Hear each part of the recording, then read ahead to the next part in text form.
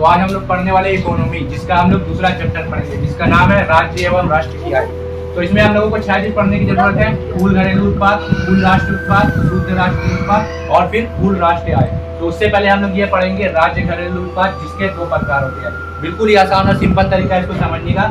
सकल राज्य घरेलू उत्पाद, इसके अंदर हम जैसे कि बताए प्रथम क्षेत्र, द्वितीय क्षेत्र और तीसरा क्षेत्र आता है। प्रथम क्षेत्र कृषि से संबंधित हो, चाहे वो किसी भी चीज का उत्पादन हो, और फिर दूसरा क्षेत्र जिसको हम लोग कहते हैं, उसमें होते हैं गैस आदि का उत्पादन होता है, या फिर बिजली का उत्पादन हो गया, उद्योग से संबंधित बातें आती है। और फिर तीसरा, जिसको हम सब सेवा क्षेत्र भी कहते हैं। तो ये सेवा क्षेत्र में बहुत से सारे क्षेत्रों का आ गया, जैसे कि बैंकिंग को ले लेते हैं हम, संचार, ये सब इससे संबंध है। और एक और बात, बहुत ही अहम बात है कि अगर तीसरा क्षेत्र का विकास होता है तो ऑटोमेटिक पहला और तीसरा क्षेत्र का विकास हो सकता है। तो अब हम लोग जान लेते हैं सकल राज्य घरेलू उत्पाद है क्या। अगर हम बात तीनों क्षेत्र की करें, पहला क्षेत्र, दूसरा क्षेत्र और तीसरा, उसमें जो उत्पादन होता है टोटल का मिला के, कृषि का उत्पादन हो जाए या फिर उद्योग का उत्पादन हो जाए, या फिर तीसरा किसी भी चीज, जैसा कि हम बताए बैंक, बीमा, संचार आदि, तो उन सब को मिला के जो उत्पादन होता है पूरा, उसको बोलते हैं सकल राज्य घरेलू उत्पाद। अब इसी तरह ये शुद्ध राज्य घरेलू उत्पाद में कुछ भी कॉन्सेप्ट नहीं है, बस समझना है। शुद्ध राज्य घरेलू उत्पाद, जैसा कि नाम से पता चला, शुद्ध मतलब क्या हुआ, देखिए आप समझा रहे, एक छोटा सा एग्जांपल देकर। जैसे कि हम कृषि करते हैं, कृषि में हमें बहुत सी अहम चीज की जरूरत होती है। मान लीजिए खाद, उसमें पैसा जाएगा। बहुत से रासायनिक चीज आते हैं जो फसलों को बढ़ने में मदद करते हैं, अहम भूमिका निभाते हैं। तो ये दोनों मिला के सकल राज्य घरेलू उत्पाद में फसल हुआ।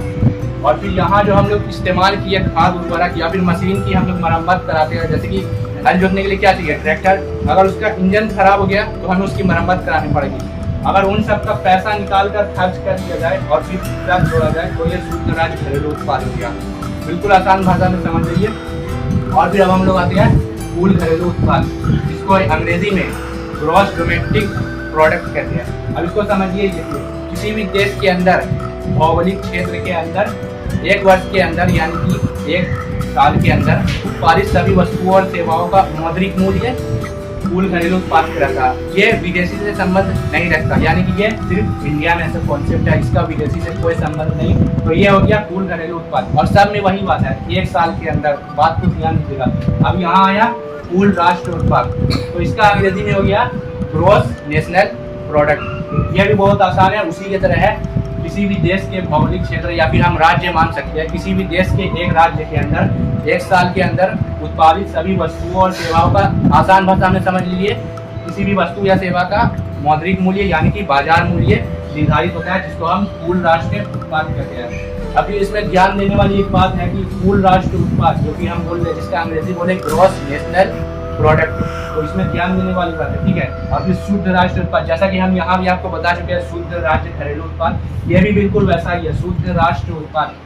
जैसे कि हम आपको अभी उदाहरण दिए थे, कृषि में हमें बहुत सी चीज़ की जरूरत पड़ती है, जो फिर कृषि को बढ़ावा देने में मदद करता। खाद बोले थे, और फिर रासायनिक जितनी भी चीज़ हम मटेरियल बोल ले, या फिर हम ट्रैक्टर की बात कर ले, जिसकी मरम्मत करानी पड़ती है बार बार।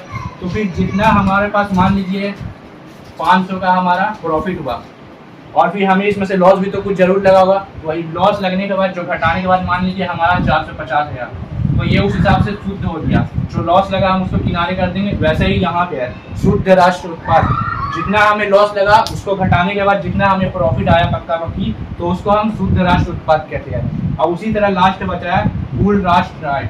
जैसे कि आय को हम बोल सकते हैं इनकम, तनख्वाह, तो इसका अंग्रेजी जान लेते हैं ग्रॉस नेशनल इनकम। ये इस पर निर्धारित करता है कि ये कितना कुल राष्ट्र उत्पाद होगा, तो उसी हिसाब से कुल राष्ट्र आय होगा।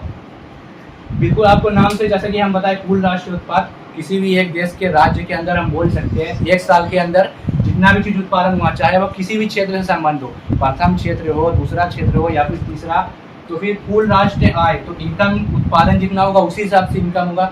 तो वही हम बोल रहे हैं कि कुल राष्ट्र उत्पाद जितना ज़्यादा होगा उतना कुल राष्ट्र आय होगा। इनकम में कुछ भी समझने के लिए बात नहीं। तो ये इस बात पर निर्धारित करता है कि जितना उत्पादन होगा उतना इनकम होगा। और जैसा कि हम बताएं यहाँ शुद्ध राष्ट्र उत्पाद, कि जितना हमें, मान लो हम 500 कमाए, उसमें से जितना हमें लॉस लगा होगा या फिर किसी भी चीज़ का लॉस है, उसको निकालने के बाद जितना हमारे पास बचा पक्का रखी, तो वो हो गया शुद्ध राष्ट्र उत्पाद। बस इतना सा बात समझने का था। 6 चीज़ है, हम बता दिए आप लोग को।